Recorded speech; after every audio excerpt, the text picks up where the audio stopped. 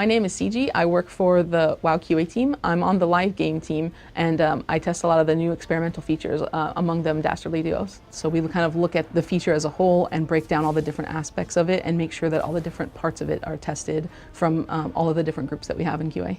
One way we kind of approach it is like looking at it from what aspects are new to the game and how do we want to test those, and what aspects already exists, and kind of pull those aspects in for previous testing, as well as developing new test plans about how we want to test a feature that's completely new. One of the foods that we have is the shrimp, and when you eat the shrimp, you kind of shrink down, you do less damage and you take more damage. We would call it shrimping, and so everybody would go in and they'd eat the shrimp and they'd be like these smaller characters and go and try to fight and just see how that would react. I'm gonna have the challenging shrimpy fish. It's gonna shrink me down.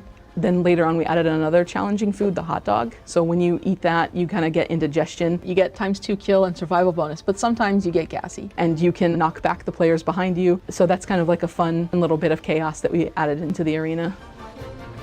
Also, one of the things that we have was the Bullhorn of Calling, and that allows you to summon in an extra boss. So if you want to go for a higher score, you can use this Bullhorn and just pop in another boss at any time. And one of the things our QA UX folks did is they just kept using Bullhorns, right? And so they just keep summoning in bosses. At a certain point, there is a point where you've killed every boss that can possibly summon, so then a wave of ads will come in, and then you get more points from those. And it gets pretty chaotic if you keep using those Bullhorns. So one of the things that we did do was we added a cap so that those can only cap out after you've summoned every single boss, and then a couple waves of ads. We did kind of try to look at like, what's this behavior like? What's a player going to do to try to get this higher score? And it's like, okay, well, you know, we want you to be able to have this chaotic fight, but you don't want it to go on forever and just get like, you know, accumulate score forever and be in the dome. But it still makes for a pretty fun experience when you're sitting there and you don't know if your teammate's going to summon one too, right? You both summon a new boss at the same time. Everything gets pretty hectic. Taming the chaos, but also embracing the chaos.